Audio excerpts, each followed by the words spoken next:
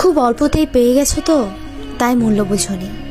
একটু খোঁজ নিয়ে দেখো, কেউ পাওয়ার আশায় এখনো মোনাজাতে কান্না করে। আমার বিয়ে করার ফিলিংস হচ্ছে হোক, আমি বিয়ে না করে কোল বালিশ নিয়ে শুয়ে থাকা লোক। আমি 10 জনে নয়, একজনে আসক্ত, আর সেটাই হচ্ছে তুমি। একদিন তাহাজ্জুদ নামাজ পড়ার পর সকালে আম্মু বলে, কি রে, মেয়েটা কি একটু বেশি সুন্দর ছিল?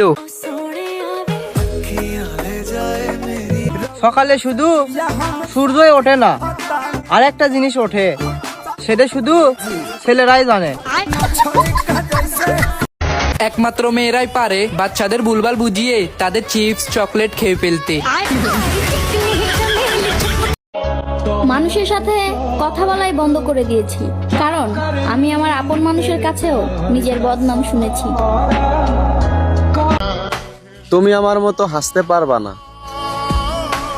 আমি বুকে যেই পরিমাণ কষ্ট নিয়ে হাসি, তার একটু পরিমাণ কষ্ট তুমি পেলে হয়তো বাঁচতে পারবা না।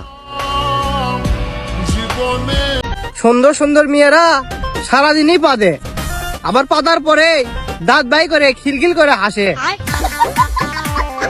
তুমি কথা দিয়ে কথা রাখোনি, আমার হবে বলেও আমার হওনি।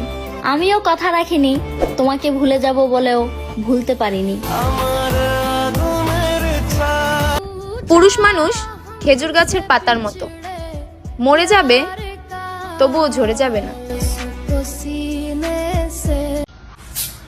তোমার নারিকেল তেল শেষ, আমি কি তেল এনে দিমু?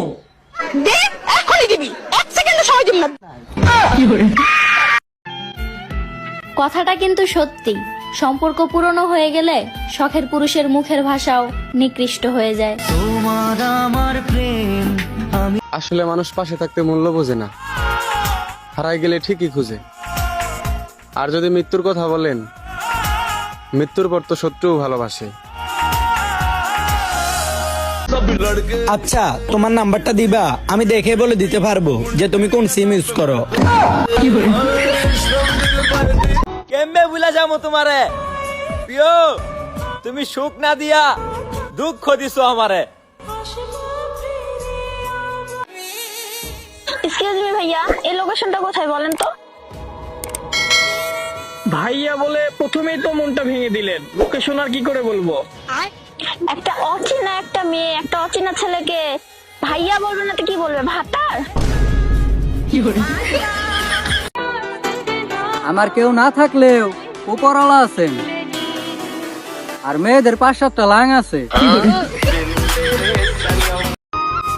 তুমি সুখ, তুমিই আমার মানসিক শান্তি। তুমি ছাড়া আমি শূন্য, তুমি হলেই পরিপূর্ণ। আগে ভাবতাম দুইজন মিলে শুয়ে থেকে পা ঘষাঘষি করলেই বাচ্চা হয়, ও মা এখন দেখি ব্লুটুথ কানেক্ট করতে হয়। আপু এক্সকিউজ মি, আমি পার্কের লোকজনকে জাদু দেখাই, আপনি চাইলে আপনাকে আমি জাদু দেখাতে পারি। কেমন? ঠিক আছে, দেখাচ্ছি। আব্রাকাডাব্রা জাদু মন্ত্র শু, মেরা প্যার মে পাগল হো যা তু।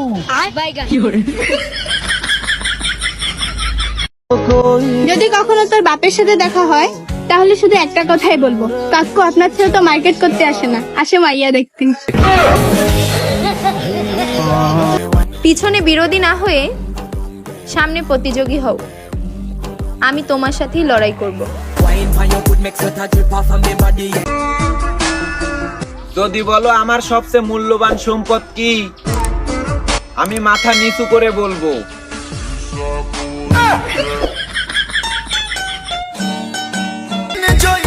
দেখো ভাই, পৃথিবীর মধ্যে সবচাইতে বড় আফসোসের কথা হলো, ইস আজকে না মারলে ভালো হতো।